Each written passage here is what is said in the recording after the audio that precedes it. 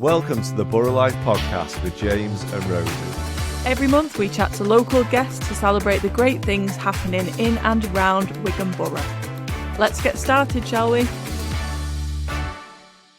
Hi everyone and welcome back to the Borough Life podcast. It's our second episode of the year and today James and I have made the trip to Manchester to speak to a very exciting guest. Yes, we have, Rosie. It's always nice to be allowed out of the town hall, and we've been on the road again, this time to speak to Sacha Lord, who is the Greater Manchester Nighttime Economy Advisor, sometimes referred to as the Nighttime Czar in the press. And it was great to catch up with Sacha about some of the amazing things that are happening across Wigan Borough, Purple Flag, and some of the venues that we've got in our town centres. So, Rosie, should we just get on with it? Yep, let's get started. So welcome to the Borough Life podcast.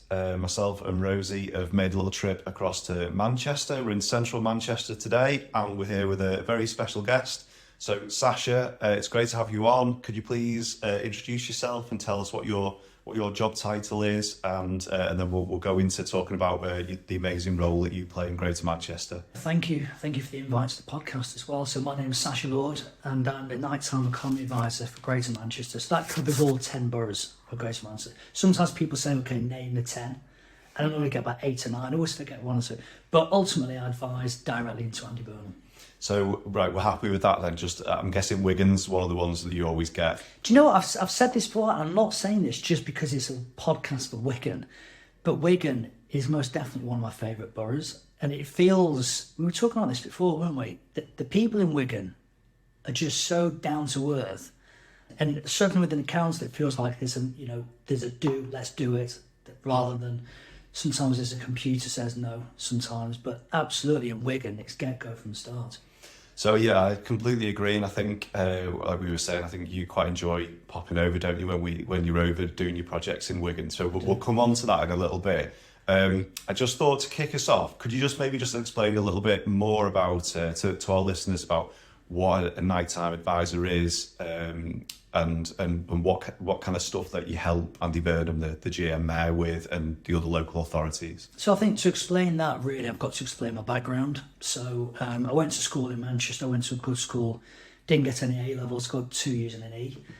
So my parents weren't best pleased, to be honest, when those results came out. So I didn't go to university, I didn't go to college or anything like that after school. Worked in a clothes shop, but I was obsessed with the music scene. And when I was in the sixth form, the music scene was known. We were known as Manchester, so Stone Roses, Happy Mondays, New Order, Smith had just passed, and there was the Hacienda. And I discovered the Hacienda nightclub, and that was it. It kind of put me on a path. So I've grown over the years. I've built now what's the biggest nightclub in the world, Warehouse Project, and the biggest metropolitan festival in the UK. It sounds really egotistical when I say that, but it's just to put things into perspective. Our festival being part life. And I think the reason why Andy liked that was the fact that I have done everything through Nighttime Economy, from stacking fridges, right the way through to running the festivals. I've managed to understand every single part of that sector. So it's just my knowledge really, and how I can help people who are in similar positions to me starting off back in the day. And obviously we've come out of the COVID period. Everybody knows how the sector's really struggling at the moment. And I like to think I'm helping where I can, and I've certainly managed to change things for the sector. I did something during lockdown actually that was for Greater Manchester, but it helps the whole of the UK. And that's when I challenged the 10 p.m. curfew. Do you remember that ridiculous curfew we had? Challenged that, took it to the High Court, along with challenging the substantial meal rule in the Scotch egg rule. And my absolute pride and joy, because I won those 2 cases in the High Court, is that my downstairs loo downstairs, I got framed Sacha Lord versus Matt Hancock in the High Court, and it shows I won. And that is my pride and joy. I'll have it framed on my grave actually when I'm done. That was a great answer. I don't think we've ever had Scotch eggs and Matt Hancock come up on the podcast before, so that's a first for us. You brought up there about your background, love of music, and like the goal of having like a thriving music and nighttime scene across the region. I think that's where your involvement with Wigan Council in particular has come into play. I think because we know you through the Purple Flag scheme and your championing of the Wigan, like the bands that we should mention Lee as well, obviously with the lottery winners. It's not just Wigan, we're Wigan Borough, of course. Yeah. So yeah, please like just tell us what your impressions of like first coming to Wigan and about that scene. I will never forget so when I was first appointed back in 2018, 6th of June 2018, Andy Burnham said to me, look, for the first 12 months, go to each of the boroughs, meet the leaders, meet the chief execs, get to know the team. And I did that. The thing that was different about boroughs, I walked in, I was quite intimidated, to be honest. I walked into a room headed up by Alison Mackenzie-Farland, who was incredible. And I actually attribute a lot of Wigan's success down to Alison. I walked into a room of 8 women. That was it. And it felt like quite daunting. Just the only male in the room for the first time ever. Things were turned around. But they were brilliant. And, I suggested quite a few things like Purple Flag that Wigan had already been talking about, wanted to do anyway. They were the first ones that picked up the mantle and spoke about Safety Havens, which is on King Street. And every single time I've suggested something, they've always gone with it. And I think that is the spirit of Wigan. Yeah, there's certainly as you said before, a can-do attitude that kind of permeates the organisation and across the borough. One thing I'll never forget is I did a night walk one night. It's when we were looking at Purple Flag and we were self-assessing Wigan before the assessors came down. And I'd been told about the Wigan barn, what's it called, the Wigan Kabab. And I thought that was a bit of a joke until I walked into a few pubs. And there it was. It's like a barn with a meat pie in the middle of it. And I was fascinated. So, it's true. Yeah, really. No, it is true, yeah. Yeah, it is true. We sometimes have films.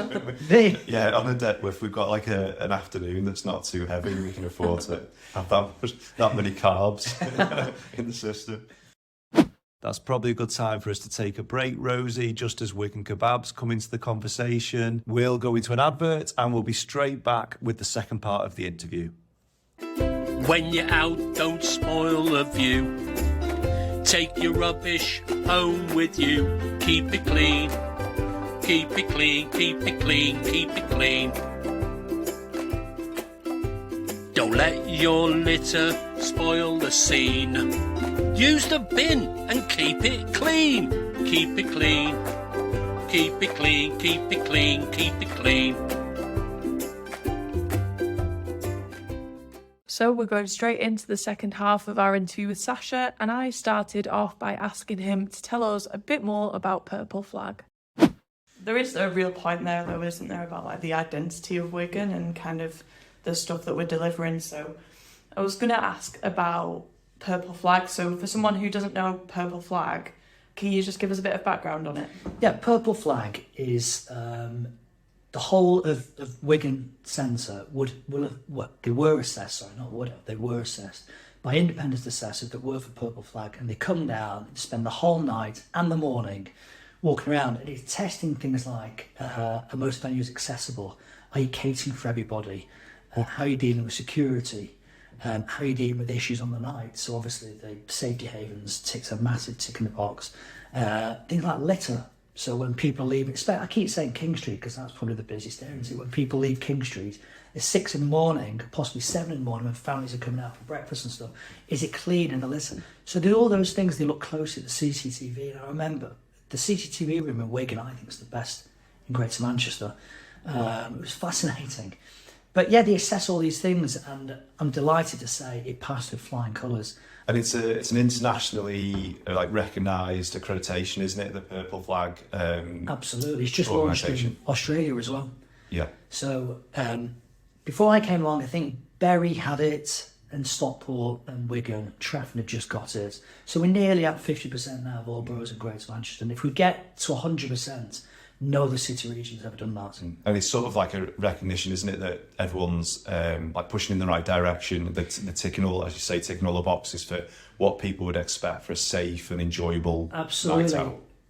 I always say this, let's be honest, no one's going to go and say, oh, I'm going to go to Wigan tonight because it's got a Purple Flag. It doesn't work like that, although they do possibly try to sell it like that. But what it does is it gives the customer and the council the confidence they're doing everything they possibly can to get their nighttime economy right. Yeah, absolutely. And I believe you visited Wigan Youth Zone as well to recognise what was on offer for children and young people at night. I know the assessors were really impressed. The fact that the kids can go there for relatively little money. They can spend the whole day there. They have food, have something to drink. It was brilliant. That was the one thing that really impressed them. And I was there when the assessors there and obviously officers from the council. The kids there had so much confidence. We literally walked into a room, I think they were painting or something. And one of the assessors said to this, she can't be more than 11, tell us what's he been up to today. She gave this massive speech. I'm like, wow, if I could do that when I was 11. So yeah, it's so impressive. And yeah, there's a real thriving scene there now in Wigan, isn't there, with the independent bars and there's lots of there's some cohesion there as well between the town centre and then also some of the up and coming things on the horizon with the pier redevelopment and the mill, Eckersley Mill redevelopment as well a bit down the road. Now I know I was on a bit of a preview visit with yourself before Christmas at the pier, and that's another exciting project, isn't it? Yeah, so I'm personally delighted to see that come alive, because I guarantee if you go to 1,000 people in the street and say, name one thing Wigan's known for, the vast majority are going to say Wigan Pier. And when we walked into that building, I don't know about you, I got goosebumps. You could feel the history in there. And that's going to make such an incredible space, whoever moves into that. It's lovely. Even I could just, it wasn't great weather when we turned up, because I could just imagine in the summer, people sat outside on the veranda, on the patio, having drinks. You've got barges pulling up. It's really, and obviously across the road as well, you've got all those new apartments that's being built. It is such an exciting time for Wigan. That just took what I was going to say. It is a really exciting time for Wigan Borough. And what are your hopes for the future of the borough? I would like to see, and I think most people listening to this would agree with me, that King Street was absolutely bouncing quite a few years ago. And I think it can happen again. I really do believe that. I think with the vision that's coming right from the very top, from the leader, from the chief exec, they get the importance of the maritime economy. Not everybody does, and I kind of understand it, whether you're talking about a nightclub or a bar at 2 a.m. Even when you apply for a licence, it sometimes feels like you're sat on the naughty step straight away. It's like, it's a nightclub, they're going to create sound and then such behaviour. But we can get it. And I think from what I'm seeing now with the plans over the next 5 years, the place is going to completely change. And I don't know if you remember, but last summer I went for an hour of free drinks in every single borough across Greater Manchester. I forget the name of the place I'd chosen, Wigan. It's right at the bottom of King Street, turn left. It's in an old disused railway arch. They've got 2 arches there. There's a restaurant next door. Do you know the one? Wigan Central. That's it. It's Wigan Central. And that, to me, says everything about the people for Wigan, because it's obviously I announced it in advance. And when I turned around the corner, I was with my wife. And I can't swear on this, but I did swear. I was like, oh my God, I've never seen anywhere as busy before in my entire life. But fair play, when I left, I settled the bill. Yeah, people were so kind and so nice. And yeah, that's why I love the borough. And we should say a bit of a mention as well, the latest edition of Borough Life, we've got a bit of a feature in there about the Early Doors Club movement that started in Atherton and is across Lee and Wigan as well. But yeah, there's a few other, like the satellite towns in the borough as well have got a bit of a thriving scene going on. Standish, Atherton have got theirs, so there's loads happening in Lee throughout this year in terms of redevelopment. So yeah, but it's really important that Wigan and the rest of our towns have got that. And it's been announced as well, nighttime buses coming back. And Wigan's there on the map as one of the first areas, which is an absolute game changer. And I think when you talk about nighttime buses, people automatically assume you're talking about customers.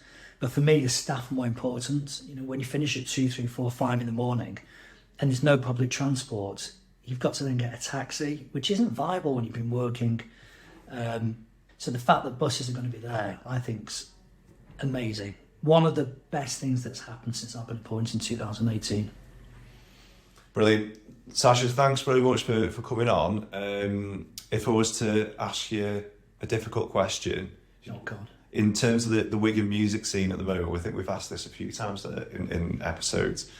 What's the Wigan band that you kind of heard of the most? Which one kind of are you? Lottery winners. Lottery winners. It's got to be lottery winners. But I have to say, I'm delighted that it's not the Borough, is it? But they.